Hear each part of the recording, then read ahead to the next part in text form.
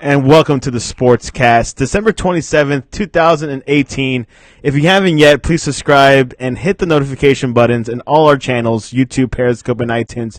And if you're listening on iTunes, please leave us a rating and a review. It will help us out tremendously. I appreciate it very much. College football bowl season is underway, and the college playoffs begin this weekend.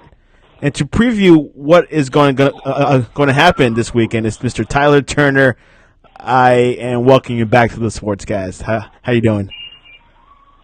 What's up, dude? How you doing? Good. So the time has come. Are you pretty excited about it? You know, which game are you really looking forward to?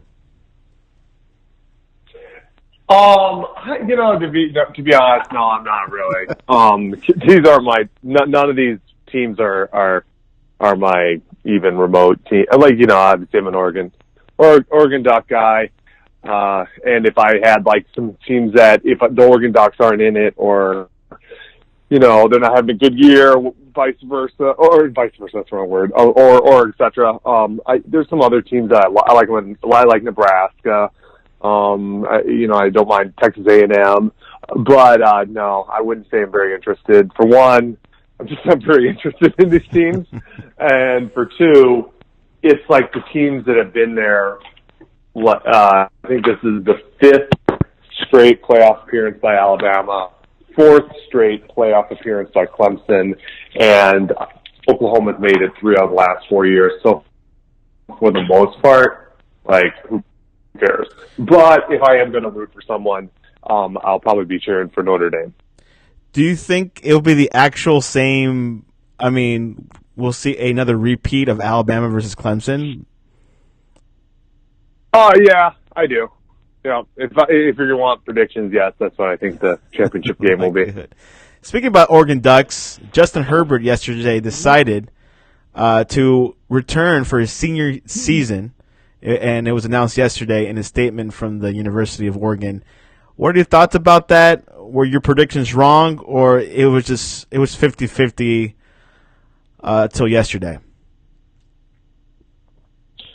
I think I've been pretty much kind of beating the old drum for the last little bit that Herbert was probably going to return.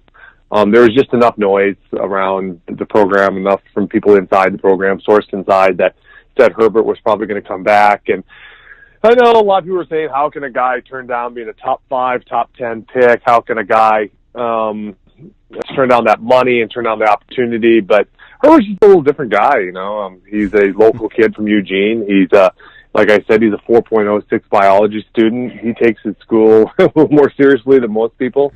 He was actually the Academic Scholar Award College Football Player of the Year academically. His brother is going to Eugene. He's a tight end, signed for the 2019 class. I just kind of knew that there was enough noise out there that he was probably going to return, and he just confirmed that yesterday. So it's a big boost for Oregon. Huge boost for Oregon. They probably will be a top 10 team, and they're more than likely going to be the favorites in the Pac-12. You think he left a lot of money on the table? You think he could have been a first, a first round pick, maybe like the first pick? Do you think he left a lot of money on the table? Well, for one, that would insinuate that he won't be a first round pick next year. So I think to say that someone left a lot of money on the table is insinuating that they basically will not be in the same position they are next year. And I think that's a reach.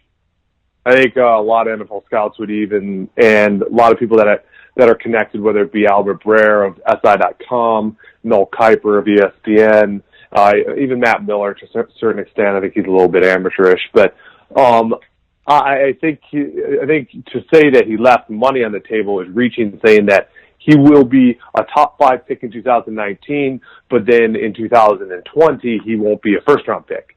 And I just don't think that's true. I think he not only will be a first-round pick, I think there's a high probability he'll still be a top 5, top 10 pick, unless a serious injury happens, which you just never know. chance you take in life. But no, maybe left money on the table a year early, but no.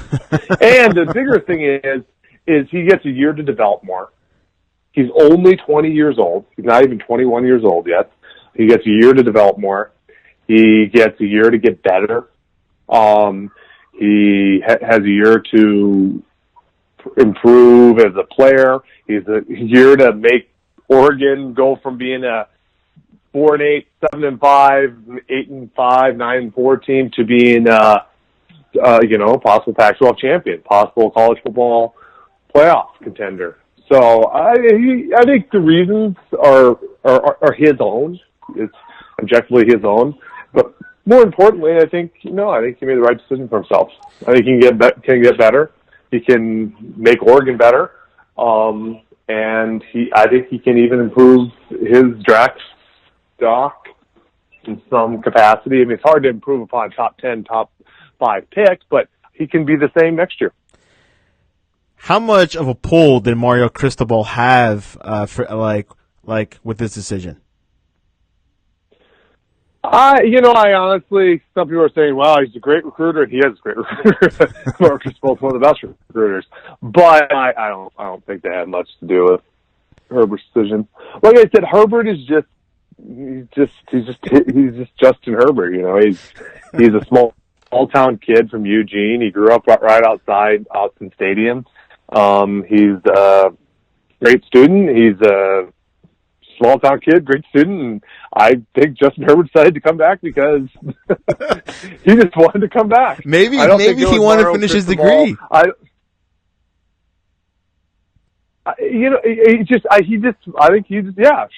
that could be a reason. Everyone says it's because of his brother. It's because Mario Cristobal recruited him back. It's because I just think he wanted to come back. One thing I would assume, this is an assumption, but I'm going to do it off of objective evidence. The guy's a 4.06, 4.06, what's up, buddy? What's up? Okay. He's a 4.06, my son came in here, sorry. Okay. 4.06 biology student. He's obviously very smart. And if he looks at his late season performance, he was a little bit inconsistent. He made some poor decisions. He seemed to be rushing. He seemed a little out of sorts when it came. The first half of the season, he was very good. He was very accurate. Right. He made a lot of amazing throws. He led them to a 5-1 record. Number 12 ranking, upset victory over Washington. They should have won the Stanford game, in a game that he was 25 for 27 in regulation. But the second half of the season, his numbers weren't as good. I don't have them right in front of me, but they were much more pedestrian. He had some uneven performances. He had times where he was he was overthrowing, he was rushing. He made Arizona State game in the second half. He made some 2 really bad interceptions. So I just think maybe even that parameter, that maybe Justin Herbert looked at his performance and was like, I'm a little inconsistent. I can't be like that in the NFL. But we really don't know what pulled him back, but I could see him be, as a perfectionist, seeing his second half performance and being like, I'm not good enough to play in the NFL. And I think he would be someone that would say that to himself. So yeah, I think we'll see. Probably want to gain more confidence. He's coming back. Yeah. He said, the University of Oregon has been a special place for me as long as I can remember. Words will never be able to express my feelings of gratitude toward the people that have built and maintained our program. What I've come to realize, though, is that nothing can pull me away from the opportunities that we've had in front of us. As we prepare for our bowl game, I would like to ensure that there are no distractions outside of this game. My commitment to my teammates, our coaches, the fans, and the University of Oregon has never been stronger. I'll be returning to the University of Oregon for my senior year. Go Ducks. Yeah, he was definitely on the radar for a lot of scouts in the NFL, the Giants, even the Dolphins. We're talking about him, so he definitely will build more value, I think, if he comes back, and maybe potentially this Oregon team could be good next year. Yeah, I mean, they're going to be preseason. Oh, you never know how preseason rankings turn out, but as long, it doesn't really matter that much. But there's still two other guys that they're waiting on to see their college decision, and that's linebacker Troy Dye and wide receiver Dylan Mitchell. I'd say Mitchell's probably a little more of the important one just because he's their leading receiver coming back. But if everyone comes back, they return 11 starters on offense. They return 8 starters on defense. And remember, they had a top 10 class this year. They had a top 15 class last year, and they had top 20 the year before. So they have a lot of depth that is pretty talented to go along with all the starters coming back. And then the couple of guys that they are replacing on defense, like linebacker Jalen Jelks and linebacker Justin Holland and safety Ugo Amadi, you could argue the guys that are replacing them are actually more talented. Like 5-star Kayvon Thibodeau, a 4-star and former top 100 player DJ Johnson, a 4-star Jevon Holland. You could actually say they're more talented than the guys that are departing. So between just an overall upgrade in talent and all the people that are returning, I would say that they probably are the best, most talented team. On paper, USC is, but they're just struggling. I mean, that program, because of Clay Helton, and just is not doing well. They have a lot of talent. They've signed a lot of really good prospects, but they just have not utilized that talent. But outside of them, I'd say Oregon has probably the most talent on the roster of anyone in the Pac-12.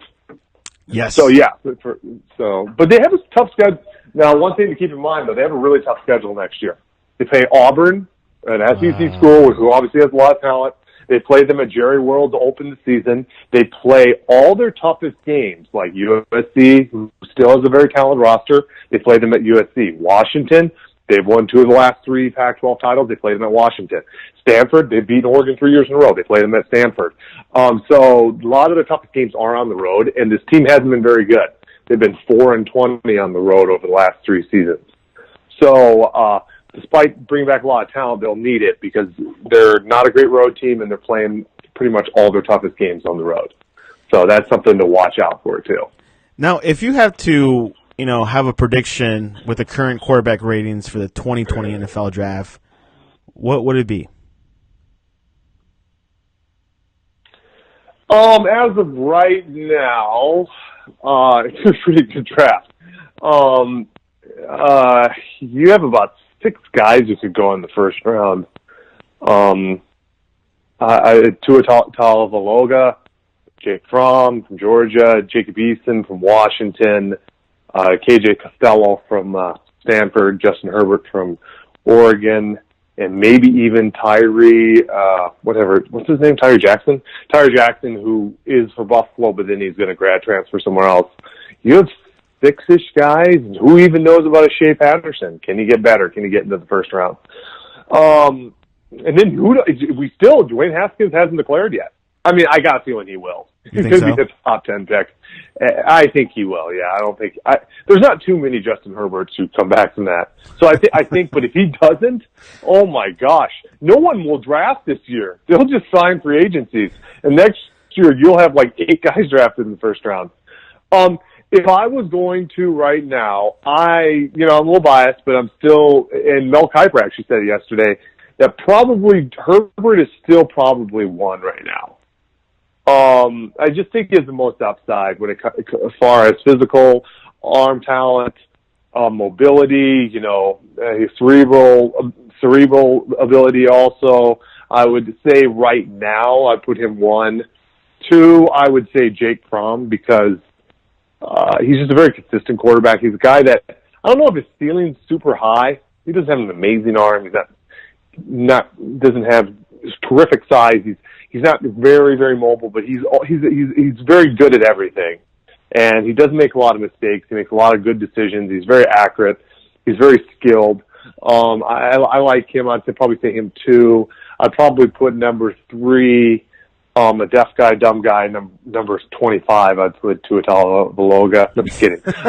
No. And then number 3, you're going to have to probably go Tua. I will say what I've said before on here. when he played against the three best defenses, Mississippi State, LSU, and Georgia, where they could match up with the athletes that they have in Alabama a little bit. No one could totally match up. He was 55% completion percentage. He had 4 touchdowns and 4 interceptions, and I thought his numbers were a lot. Well, we're not terrific. I mean, they just weren't. He put up video game numbers against the deaf school, the blind school, and Texas A&M. But when it came to the 3 best defenses, I thought his numbers were a lot more marginal.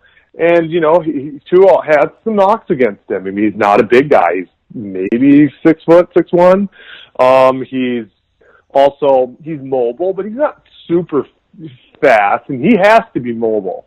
I mean, when you're that size, you got to be mobile. He has a good arm. He doesn't have a great arm, but there's been a lot of quarterbacks who've been very good in the NFL with good arms. Drew Brees comes to mind. But so, he's not like people like I've talked about on here before. I don't think Tua is not a good player. He's a very good player. He's a terrific player. He's the Heisman runner-up for a reason. But I think has people number one, best quarterback in the last decade, that kind of premise, that kind of okay, talk. Go out here, please. I'm doing something right now. Okay, sorry. I will. I'll be out there in a minute. I will. But that kind of premise, I just think, is a little bit of an over-exaggeration. I just think you put him in, he's a good player, but he does have holes in his game. He does have some insufficiencies. And in some ways, his upside is limited because of just his overall ability, meaning he's not the biggest guy. He doesn't have the best arm. And so that's what. Sorry, I'm having. Hey, Gabs, can you come over? Okay, keep on going. Yeah. Go ahead. So, yeah. Yep. So pretty much, we're looking at the 2020 NFL draft, of course, a couple. We have another year to go. For the 2019 draft class, who do you think will be the number 1 quarterback selected? I think it will be Dwayne Haskins. I think he's going to declare. I think he will be the first player drafted at the quarterback position. And do you think Kyler Murray might follow through? I know they're saying that, but we'll see. I'm not going to say no, but I'm not going to say yes. He right now was drafted in Major League Baseball. He's, as of right now, going to be heading to play Major League Baseball for the Oakland Athletics. That's right, yeah. So we'll see. Yeah, that should be quite an interesting situation. Buffalo's quarterback Tyree Jackson is in the transfer portal. He's a strong arm, 6'7", 245-pound signal caller, has graduated and can pursue a graduate transfer if he chooses to. He led the Bulls to a 10-4 record and an appearance in the Dollar General Bowl this season. He was named MAC Offensive Player of the Year after passing for 2,605 yards and 25 touchdowns during the regular season. Will this be a big move? Big move as far as I think he's going to get picked up by a good school? Correct, yeah. Yeah, I think he will. I think he definitely has a lot of talent. He has a huge arm. He's probably, if he goes to the NFL, is a middle round pick. I wonder if he still goes to the NFL. Because if he messes around another year with, I think people will draft him because it's a weak quarterback draft and because of his measurables, his size, his arm strength. Right. I think if he messes around and waits another year, I just think the draft is so much deeper next year. As I mentioned, you possibly are going to have 5 or 6 quarterbacks with first round grades. That I don't know if next year's a year to go pro. I know Shea Patterson said he was going to return, but I also wonder if maybe he should reconsider because, that's why I'm saying about Dwayne Haskins. Dwayne Haskins decides to come back. I think Dwayne Haskins is probably number 5 for next year. I think he's behind Fromm. I think he's behind Tua, behind Herbert, and I think he's behind Eason, and maybe even behind Costello. So you're talking about 5 or 6. Dwayne Haskins, if he comes back and then goes next year, you could see him fall into the second or third round. So that's why he has to go. So the same could be said for Tyree Jackson. He could come back and then end up finding himself falling even farther. So maybe he should just run at a weak draft and maybe get drafted higher than he should. In bowl news, Alabama and Clemson could be missing players for disciplinary reasons in their college football playoff semifinal games on Saturday. Alabama suspended the starting left guard, Deontay Brown, and 2 other players from the Orange Bowl for violating unspecific team rules. Clemson coach Dabo Swinney said their star defensive tackle, Dexter Lawrence, and 2 other players have failed NCAA tests for performance-enhancing drugs and might not play in the Cotton Bowl. How much ramifications will this be for Alabama and Clemson? Well, I think sit down, please. Thank you. The ramifications for Bama, I think the one guy is the starting guard, Jones, I believe. I'm not sure. Yeah. Come on, lean in. And as far as Clemson, that's big. I mean, Dexter Lawrence is one of the best defensive linemen in college football. He's a future first-round draft pick. He's a big-time player. So that's a big loss. Definitely something that Notre Dame is looking forward to if that happens. So I definitely think Lawrence for Clemson is the biggest player mentioned in the possible suspended players for both teams. Yeah, and for Alabama, his name is Deontay Brown. He's a sophomore offensive lineman. Okay, cool. Yeah, so I don't hear much negative from that, but the other guys are just red shirts, so they're not really going to be a factor. And the thing you have to remember is Alabama has some of the best depth in college football, meaning when you are missing a starting player, the guy behind him is probably a former 5-star. Right. So you have to take that into context. I mean, anytime Alabama's missing someone, it's not on the same level of Notre Dame missing the starter. So they usually have a guy that's a backup that would be a starter on almost any other team in college football. Yeah. Well, anyways, anything else before we head into game bowl predictions? We could talk about California losing against TSU 10-7. That was a terrible game. Cheez-It Bowl. That was a terrible game. Yeah, it looked pretty bad from the scoreline. All they were doing was throwing interceptions. It was pathetic. I don't know. There's not a whole lot to say about that game, but they both embarrassed themselves on the national stage. Not surprising.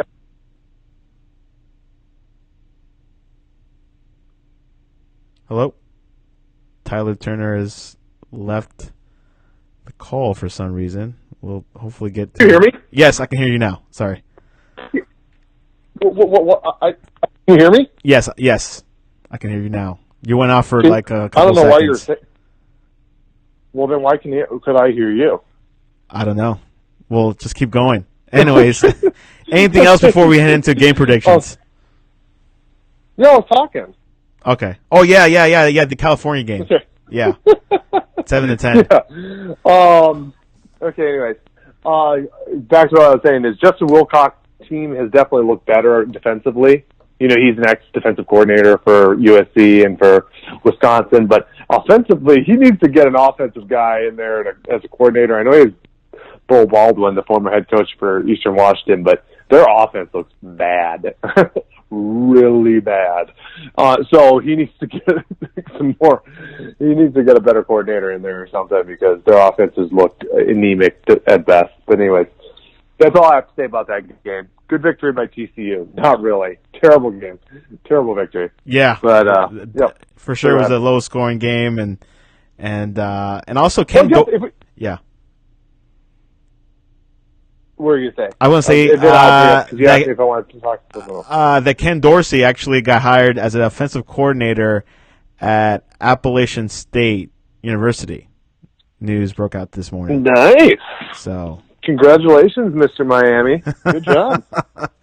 Anyways, I was I was going to mention one thing is, and I'll probably talk about this more in the next podcast, or in a future podcast. Maybe not the next, probably not the next one, but maybe one in the future when we have just a lot of time and there's nothing really exciting in sports to talk about. But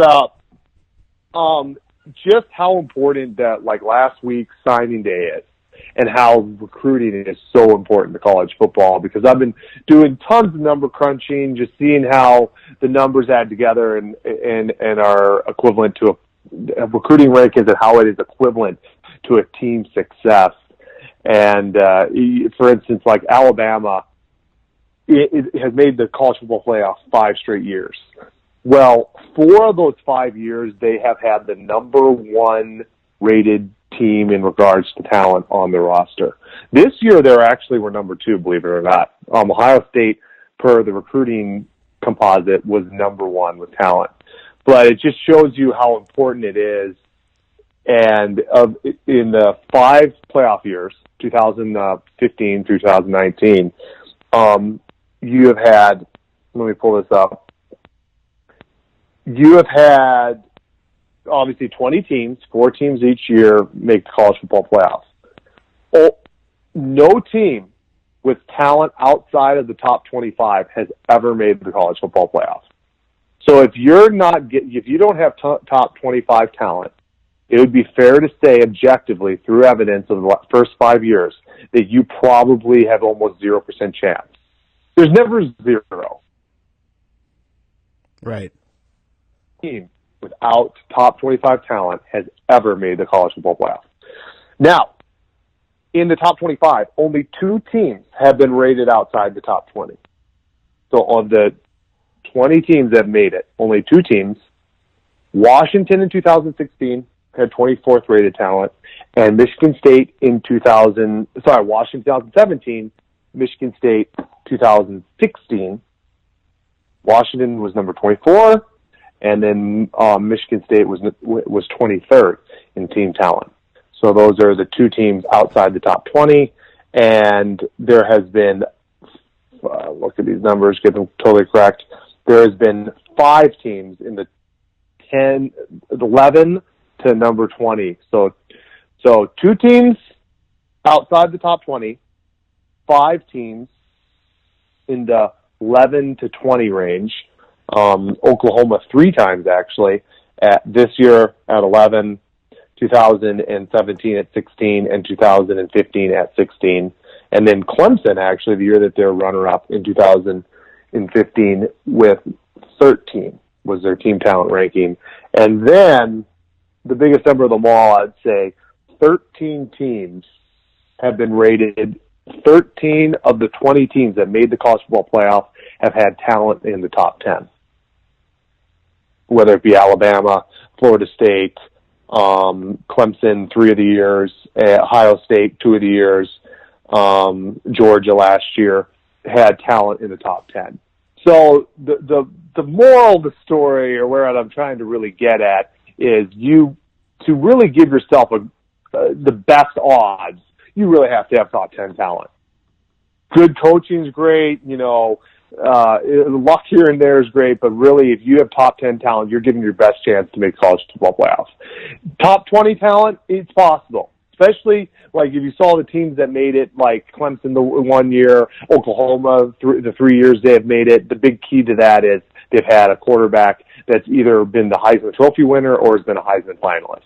So if you have a big-time quarterback who's a Heisman finalist, Heisman Trophy winner, maybe it can make up for some of the deficiencies with talent in other areas. And then the 2 outliers is Michigan State and Washington. They made it with talent outside the top 20, just inside the top 25. And they pretty much did it with probably a little weaker conference, a little weaker schedule, and a little bit of luck because they didn't have a big-time quarterback, and their talent was definitely more deficient than their opposition, fellow opposition in the college football playoff, but they were able to get in somehow. So I just thought I'd break that down. Break it down a little bit more in the future. I mean, it's great. How would you rate this year's talent? Well, now remember, these ratings aren't my ratings. I know that. These are ratings by the 247 talent. Okay, Yeah. by the 247 talent composite. Well, just to clarify that, this year Alabama is second in the 247 team talent composite. Clemson is 6, Notre Dame is 10, and Oklahoma is 11. So you have 3 top 10 teams and 1 team just outside the top 10. So 4 very talented rosters.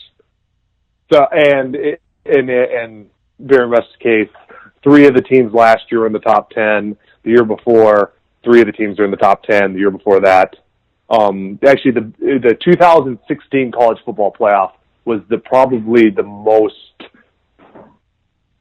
like, there was only 1 team actually in the top 10, 2 teams in the top 20, and 1 team in the top 25. So actually the most variation was the 2016 college football playoff that Alabama beat Clemson in the national title for. But all the other years, 2015, 2017, 2018, 2019, it's pretty much been most talented teams have made it, with maybe 1 team in the top 20, which is still very talented. So the moral of the story is you have to be able to really get your talent. You have to have talent. I mean, that's kind of a given, you'd think. But when you really see the numbers on paper, you see how important it is to really recruit at a high level, and how important in the long run the recruiting day, signing day is.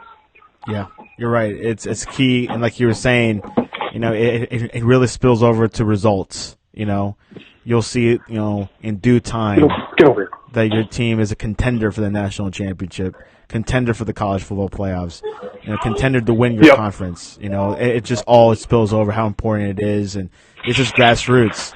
You got to get out there. And what Oregon did with Mario Cristobal, great recruiter. I've been hearing good things about him, and the investment has panned out. Problem, and then I remember we had talked about Oregon, like, had they underachieved this year. But when you look at the talent that they had on the roster currently, there had been a deficiency. Mark Helfrich had really not brought the talent in place while he was the head coach. He had 1 recruiting class outside the top 25. He had another recruiting class outside the top 20. He did not have 1 class inside the top 10 or the top 15. So there was kind of this trickle-down effect. And he also had bad attrition. Like the 2015 class, which was his highest class at number 16, he signed 1 5-star and 7 4-stars. Well, guess what? Not one of those players ended their career at Oregon. They all transferred or medically retired. So there was a real bad trickle-down effect from the Mark Helfrich era that went into, the 1 year of Willie Taggart and even the first year of Mario Cristobal, where Oregon just did not have the talent or the depth to really compete for college football playoffs. But now, after, last year's class that was in the top 15 and this year's class that's in the top 10, Oregon's probably going to make the biggest leap. I'm doing the numbers, and we'll see when they do the team talent composite is when the rosters are set in the fall. Like, the prime players enroll into the university, and anyone who transfers out is no longer on the roster. That's when they do it. But from my initial numbers crunching, Oregon's probably going to land borderline top 15 in team talent. And this is a team that was just inside the top 25 team talent. And also, we had one of the worst depths in the Power 5, only 73 guys on scholarship. Remember, you have 85 guys. I shouldn't say remember, just so you know, you have 85 possible guys on scholarship. Well, Oregon had 73 guys on scholarship. That's a deficit of 12 guys on scholarship. When that becomes important is when people get injured, and you have injuries at key positions. You do not have the talent there to put in to replace that injured guy. So let's say, hypothetically, actually what did happen, you have an injury to your starting left tackle. Well, the guy that's backing him up might not be at the same talent level or even close to it. And for instance, you have an injury at inside linebacker, and then the backup gets injured. The third string guy might be a walk-on. You see what I'm saying? Yeah. So you just have a huge drop in talent. Whereas like at Alabama, who has the number one talent in the nation, you might have the inside linebacker get hurt, but his backup is a former 5-star. Is he experienced at the college football level? Maybe not. But is he talented? Yes. It's not like you lose your starter and the backup is a walk-on that probably is not even a Power 5 talent level player. So that's where it becomes important, and that's what Mario Cristobal, he's going to pretty much have probably close to 85 guys, so a full allotment of guys on scholarship, and he's also going to increase the talent from probably a borderline, almost outside the top 25 to a borderline top 15 talent team. And if he's able to bring in another top 10, top 15 class, he might even be getting close to the top 10 area, which will make them consistent contenders. So, yeah, it's exciting. It shows you how important recruiting is. Right. And it goes both ways. You have missed on a couple of classes, and I've seen a few schools have missed on a couple of classes, and all of a sudden their talent really goes down, and people are wondering, man, why is, I don't know, Tennessee struggling? Why is Mississippi State struggling or something? And you're like, well, they went from having top 15 talent to having a couple bad classes, having some bad attrition, guys transferring, and all of a sudden you see that quality of play really be affected on the field. And there you have it. Mr. Tyler Turner, he is our recruitment commentator. He's on the inside, reading forums left and right, who's going where, future Heisman winners. He's on top of it. Anyways, are you ready for some bowl predictions? Oh, sure. Let's go Pinstrip Bowl, Miami versus Wisconsin. I will go Wisconsin. I'm not loving Miami. They seem to be having a lot of culture issues. And actually, talking about team talent, they had a really bad recruiting class. They're outside the top 30 right now. Not good. And to go along with that, they lost a couple of over the last year or two, they have lost several of their highest rated prospects they signed, like Jeff Thomas, the wide receiver, DJ Johnson, outside linebacker, Almon Richards had to medically retire. I think was it Trajan Bondi that might have had to retire. So they have lost a lot of guys to medical retirement or transfer, and they're not resigning good classes. Expect a little bit of a deficit on the field when it comes to Miami. I don't think they'll be competing in the near future necessarily. Music City Bowl, Purdue versus Auburn. I mean, on paper, Auburn is the much more talented team, but they're a team that seems to be a little bit of, turmoil. Gus Malzahn's always on the hot seat. Coordinators getting fired, changing from the offensive coordinator calling plays to Gus Malzahn. I don't really trust him. I think Stidham might be playing in the game, but he's already declared for the draft. Ooh. I think they still beat Purdue. I think they're just too talented, but when you see too much turmoil, it can affect things. And they also had a down season. Are they going to be not up for this game? A lot of that could come into play, but I think they still win. For the Bulls, West Virginia versus Syracuse. This is a good game, and I think both these teams are going to really come in playing hot. Now, is Will Grier playing in the game? Good question. Let me double check on that. I know he declared for draft. Because if Will Grier doesn't play in the game, I think he skips. Will Grier. Yeah, he is skipping. Yep.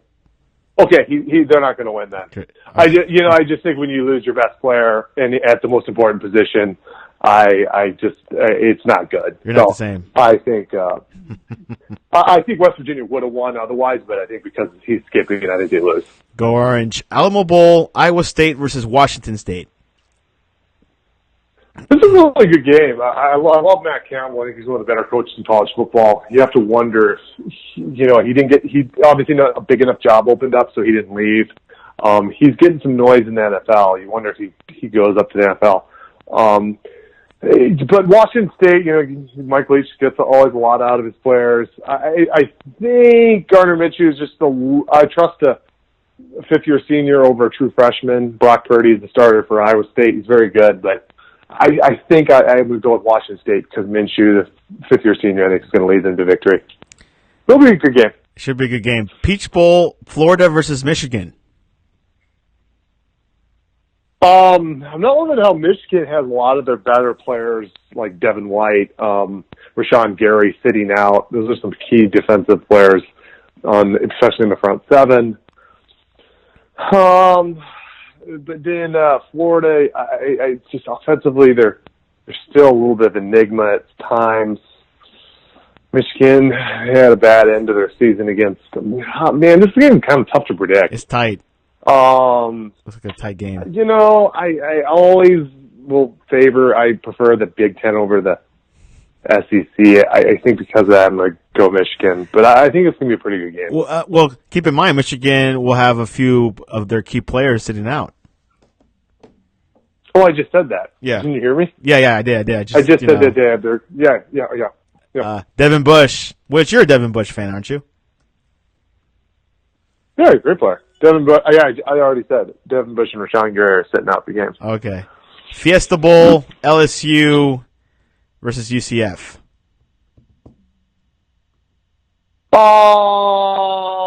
Again, I think LSU has. I think Greedy Williams is sitting out. They have a couple of their key players. And also, I wonder how inspired they're going to be for a game like this. But UCF, doesn't have Milton. I think they're just not near as talented. I have to go LSU, but there's some of these games you just wonder. You know what I'm saying? You just wonder if guys are going to come to play. Are they going to be inspired? Do you trust the head coaches being like all in on a game that maybe if they're wanting to play for a college football playoff and then they didn't make it, or they want to play a big time Power 5 school and did so? Like some of these games, like Auburn and LSU, just wonder how inspired they'll be. I mean, I saw Auburn play UCF last year and they did not play well, and UCF beat them. So you just wonder. But yes. I think LSU is a little too talented, and if Mackenzie Milton was playing, I might say they beat LSU, but he's not playing, so therefore I'm going to take LSU. LSU wins the Fiesta Bowl. The Sun Bowl, Stanford versus Pittsburgh.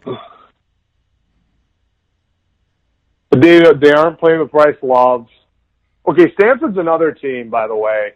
They're going to be losing a lot of players, and I know KJ Costello is going to be possibly a first-round pick. But they're a team that I'm expecting a little bit of downturn in performance over the next couple of years, just because they have not necessarily filled the roster spots that they're losing. Their talent, they've not signed as good classes over the last couple of years. So they're a team that expect a little bit of a downturn in, and I think Whiteside is playing in the game, but Bryce Love is not playing in the game. But again, I don't think Pittsburgh's a great team. I guess I'll go Stanford. I'm a Pac-12 guy, so, but I'm not totally confident in that pick. I guess I'll go Stanford, but Holiday Bowl, Northwestern versus Utah. This is actually a really good game. I don't know if Tyler Huntley, the quarterback for Utah, who was injured late in the season, is back, but backup Shelley's not a bad player. Both these teams play good defense. Northwestern's a very good team. Pat Fitzgerald's a very good team. He's getting a lot of NFL buzz right now. I think I will go Utah. I think they're a little more talent. And again, all is maybe lean a little Pac-12. Yeah, Pac-12, Big Ten, my two favorite conferences, if you haven't been able to tell. I usually, if it's kind of even, I will usually go Pac-12, Big Ten. Big Ten, Pac-12. Okay. Gator Bowl, NC State versus Texas A&M. The Texas A&M is definitely the more talented team. I'm going to just go Texas A&M. I'm not going to ding with this one a lot. I think they're a little better. I go Texas A&M. Outback Bowl, Mississippi State versus Iowa.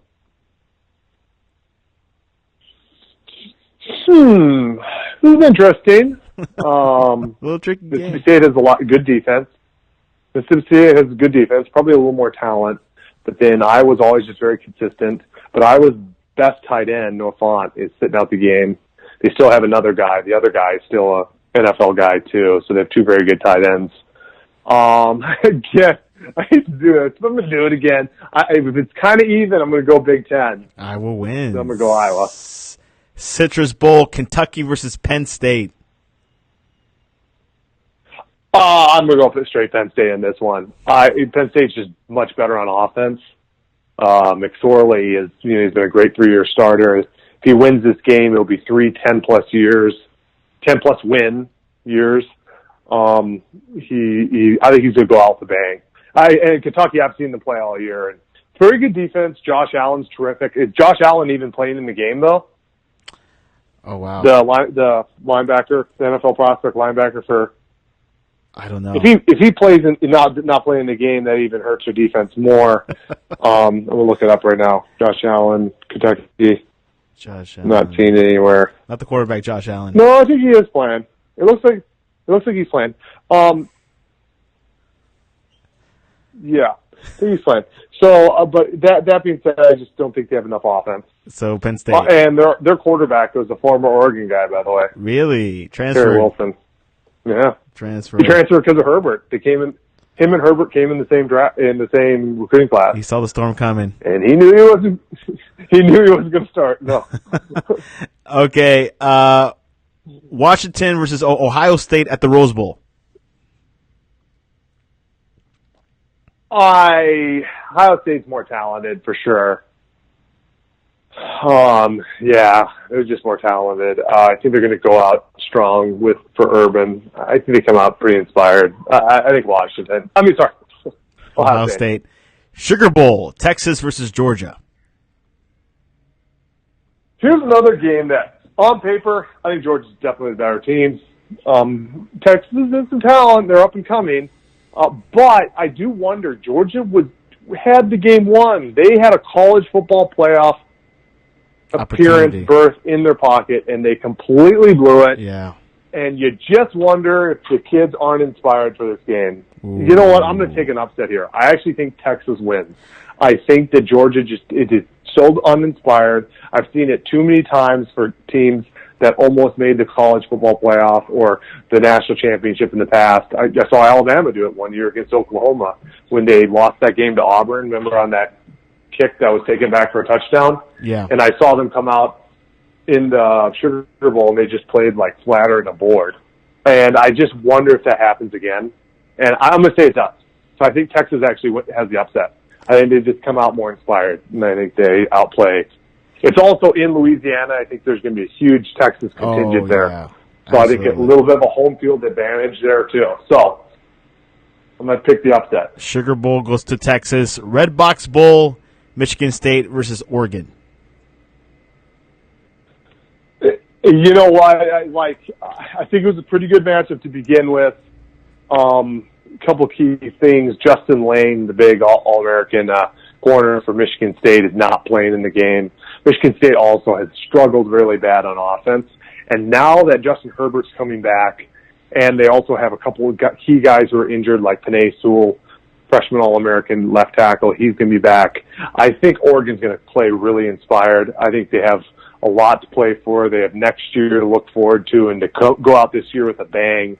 You know, they were 7-6 last year. They lost the bowl game. If they're 9-4 this year, winning a bowl game, that's a 2-game improvement, including a bowl victory. I really think Oregon comes out. I think they play really good. It's also like Northern California, that's close to Eugene. I think they're going to have the bigger fan base there. I actually predict, I'm going to predict a 31-14 victory by Oregon. Ooh. I think they actually win this game by quite a bit. Yeah, it feels like I more just of a think they home have crowd. a lot of momentum. I don't think Michigan State has as much. Yeah. So I'm predicting a little bit of and I think Herbert has a good game. I think he throws for about 3 touchdowns. I don't think we're going to run the ball. Number one rush defense in the nation is actually Michigan State. Little fact. Wow. So I don't think we're going to necessarily run the ball great against them. But I think because of their best corner being out, their pass defense also is not as good. It's like 60 seconds. So it's an average pass defense. And with them missing their top corner, it's probably going to be a little below average. So I think Herbert has a pretty good day. I think one of those like 25 for 38 for like 3 touchdowns and like 350 yards. I think it's one of those very good days for him. Oregon will finish their college football season strong with the win at the Red Box Bowl. Let's go to the bigger bowls. Cotton Bowl, Notre Dame versus Clemson. I am going to take Clemson. Taking Clemson. I think Dexter Lawrence will maybe make the game a little closer. I think, you're missing a huge defensive player, but I just think Clemson's more talented overall. more talent on defense, more talent on offense, and I just think that's kind of the determining factor. And I like Trevor Lawrence even as a true freshman. He's a great talent. He's one of the most talented players in college football, and I like him a little bit better than Ian Brook. Clemson wins. Orange Bowl, Oklahoma versus Alabama. Oklahoma's the upset. No. You wish. Oklahoma, you know what, and I even see it in this, Oklahoma has just, for one, you have one of the best offensive minds in college football in Lincoln Riley. They have a tremendous scheme. They also, I've looked at the recruiting rankings, they've just done such a remarkable job of recruiting big-time quarterbacks, big-time receivers, big-time running backs, big-time very good offensive linemen. But you know what also I noticed, including this year? Oklahoma's having trouble bringing in really good defensive players. That's weird. And even though they've had 3 top 10 classes, I looked at their classes, and pretty much every single year, 6 or 7 of their top players that they recruit in are offense. And there's 1 or 2 defensive guys in there. There was a couple of years ago, a 5-star in Caleb Kelly, 4 years ago. There was 2 years ago, Brooklyn Riley Hiles, or whatever his name is, big 4-star corner, but it's been kind of spotty. It's not been consistent. So part of the problem is Oklahoma just does not have that talent on defense. But they don't need it in the Big 12. In the Big 12, they're so much more talented than everyone on the offensive side. And to go along with the great offensive mind Lincoln Riley is, that no one can keep up with them. You have to literally outscore them, and it's almost impossible to do. But when you play Alabama, those guys are talented on defense.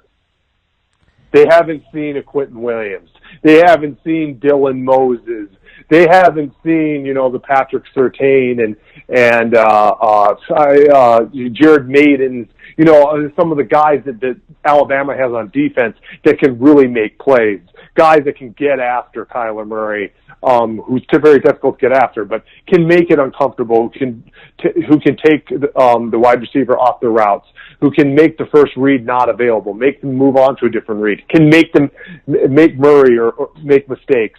And I just think that, and then how are they going to stop Alabama on offense? I just think Alabama's better offensively, more talented offensively.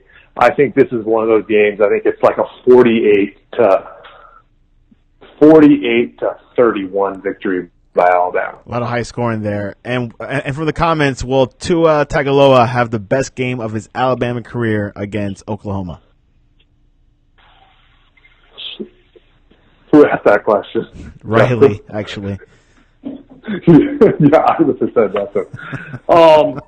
Yeah, I mean, he could possibly have his best game. He is 85%, by the way. I can't say on his ankle. What? He is 85% with his ankle. But this is just not a good defense. What I want to see Tua is against Clemson.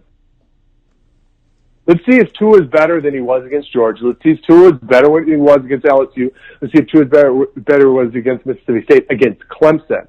Clemson has the defensive linemen to get after Tua. That is where. And if he can come back from those bad performances and be remarkable against Oklahoma, obviously I think he will be, and then against Clemson and win that natty and look terrific, then I'll say, you know what, fine. Put him as the number 1 quarterback going into next season. Put him as the top guy on the 2020 draft boards. But if I see him against, let's say, hypothetical Clemson, have one of those 50% completion percentage, couple interceptions, and they lose to Clemson, especially if they lose because of plays by or lack of plays by Tua, then no, he put him down at 3 or 4. So I think this is game. I'm watching him against Clemson, not against Oklahoma. I don't think Oklahoma has the guys to match up with Jerry Jeudy, Jalen Waddle, Devontae Smith. Is it Kevin Knox? Kevin Knox. What's Herb Smith? I believe is the tight end's name. The Najee Harris, Damian Harris, Josh Jacobs. Those guys are just so good. I don't think Oklahoma has the people to stay with them. But the national title, Clemson does, especially on the defensive line. So that is when I'll see, is Tua Tagovailoa going to be the number one quarterback for next year going in, or is he going to be down? Does he have something to prove? There it is. Riley says he expects to see a good dose of Jalen Hurts. Is it realistic expectation to see packages for both? I mean, if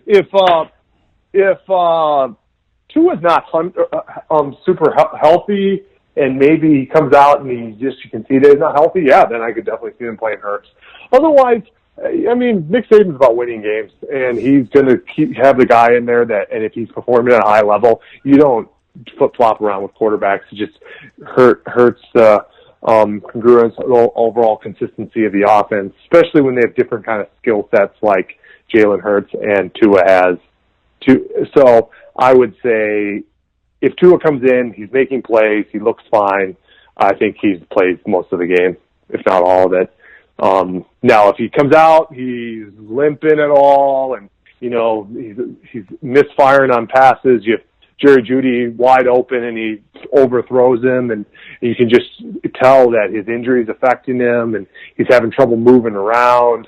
Then, yeah, I mean, you might have no choice but to play Jalen because if he's not healthy, he's not healthy. So he might not be healthy. I don't know. He says he's 85%. We'll see. We'll see what happens. Proof is in the pudding. Tyler predicts a Alabama-Clemson national championship. Let's go NFL. The Browns at the Ravens. Browns, baby. It'll be a strong finish. Eagles at the Redskins.